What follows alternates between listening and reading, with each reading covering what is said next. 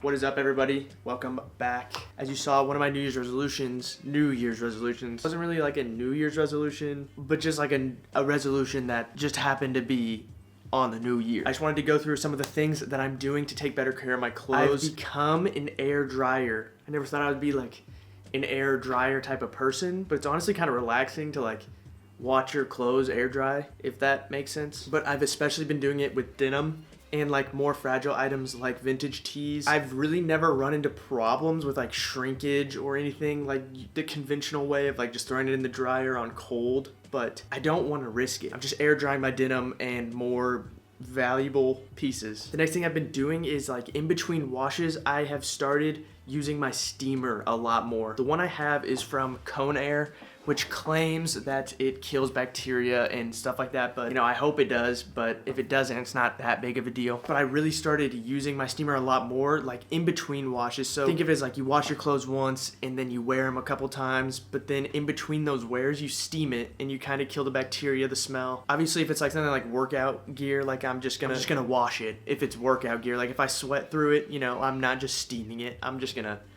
wash it completely. But from like watching other people try to take better care of their clothes, like it just seems like the washing machine and the drying machine just like eat your clothes. And I never really thought of it like that. So I think interval steaming kind of fixes that problem. Now, the last thing that I've been doing is using a little fabric shaver to get all like the piling and little imperfections off of like wool garments or especially like vintage clothing comes with a lot of piling when you purchase it for the most part. Like a lot of people aren't going out and cleaning it off, which let me go get it. I have also been using a Conair little lint piling shaver. It's just button activated. The amount of fibers this cuts off in like stores in here will have you extremely surprised. And at the end, like your clothing, especially in like those high wear areas like the arm, they come out so much cleaner. So I think it's just good to do as general maintenance. Those are the 3 things that I'm doing, and obviously I'm always open for more suggestions. If you have any suggestions, just let me know. And now we're gonna get to my recent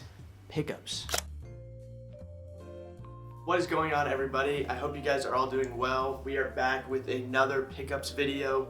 I think it's been about 2 months since my last one, and as you can see, I haven't really purchased a whole lot. It takes a lot of money to start a clothing brand, so I have really been slowing down on the extra pickups and more just focusing on my designs. But nonetheless, I really feel content with my wardrobe at the moment, so I'm just trying to get things that fill in those gaps that I'm missing. First, gonna start off with these Simple Project trousers. They are this extremely wide cut, 100% cotton canvas. I would say around a 12 to 14 ounce. I really like this front double loop detail on the left side. Simple Project is probably one of my favorite brands right now just for trousers. It's just everything they have to do with the pant I just love. 2 welt pockets on the back, 2 simple front pockets. But where the design gets interesting is at the knee. If you can see, it looks like it's kind of darted, but actually they flipped the fabric around. There is no side seam on either of these, and it's connected at the back, which gives the pant this very nice flared shape just because it has a little bit more structure there in the back. These are also the widest pants I own. The bottom hem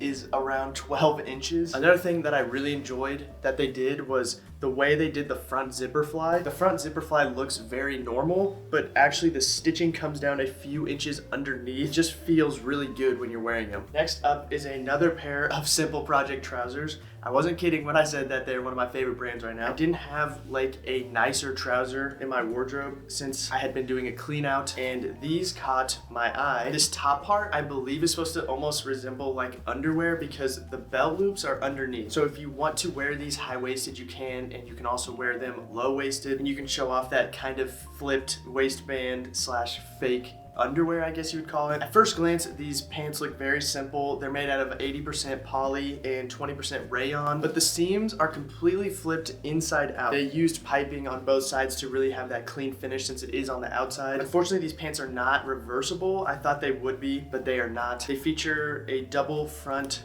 closure system with a button and a clip, along with just typical YKK zippers on the front. These trousers also have the same zipper fly detail where the zipper is only about 6 inches, but the stitching comes down to give it a little bit more structure. They also have 2 welt pockets on the back, very typical. And then there is one last thing that sets these trousers apart is the bottom. They folded it up about, it seems about 3 inches, and then they did a single stitch across. They are more lightweight, so I probably won't get a lot of wear in the wintertime, but I can definitely see myself just wearing these with like some loafers in the spring and summer. Now, next up, we have the Somar Ahab denim. Shout out to Owen Hyatt for sending these out to me. I really appreciate it. This is my first pair of selvage denim. These pants are incredible. I feel like I say that about everything, but I'm really selective with what I purchase. I think he said that they were originally a 14 ounce, but since I went with the washed version, it's about 13.5 ounces of denim. They feature a leather waistband and leather back pockets. I thought this was gonna make them not very wearable for me, but I've realized that it really doesn't make that big of a difference compared to just an all denim pant, and I think it looks very clean. Another thing that I like are the quick draw style pockets, I believe they call them. They are not very deep,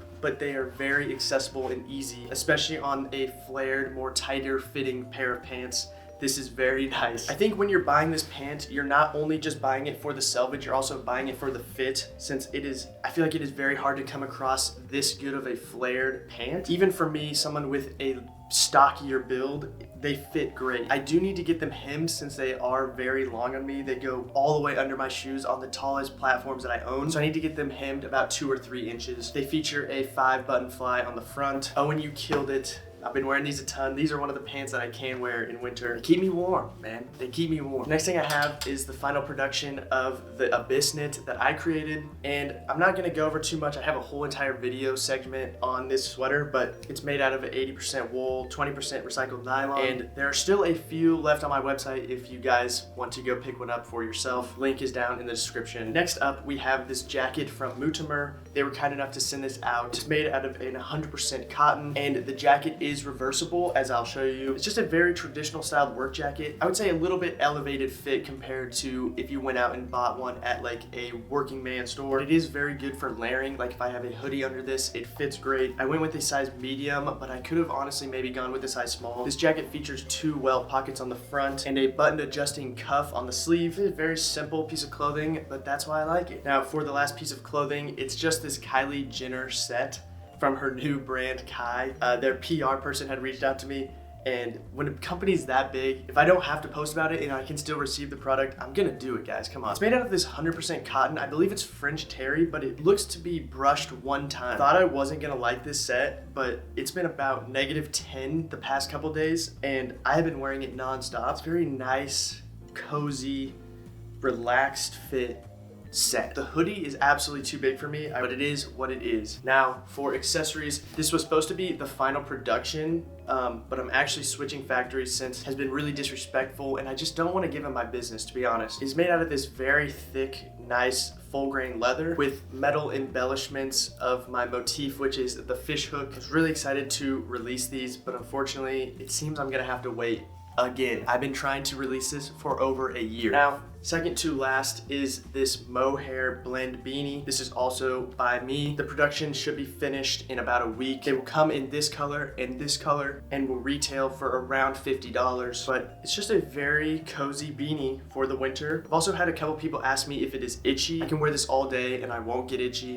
One simple design feature that I did was put this seam on the back and on the inside so that when it is put on, you really can't see it at all. I think this just gives the hat a very minimalist and very clean finish to it. And as you can see, you really can't tell that there is a seam there, even though it's there. After they brush it, it just kind of fades away into the beanie. Last but not least, we have the Little Lad shoes. These are the Joseph Simon slippers, I believe. They're made out of 100% leather. I was looking for a very low profile shoe that was very similar to the La Mer pair. I really couldn't justify spending $400 plus on a pair of slippers. I had also heard that they're not very durable and you typically have to get the soles replaced. So I was like, I might as well buy a cheaper pair and replace the soles, and that'll make up for spending $400 plus. These soles are very slippery, but I don't know if that's just the final coating they have on them, but once I break these in, I bet they will be perfectly fine. Heel is also collapsible, so if you want to just slip them on,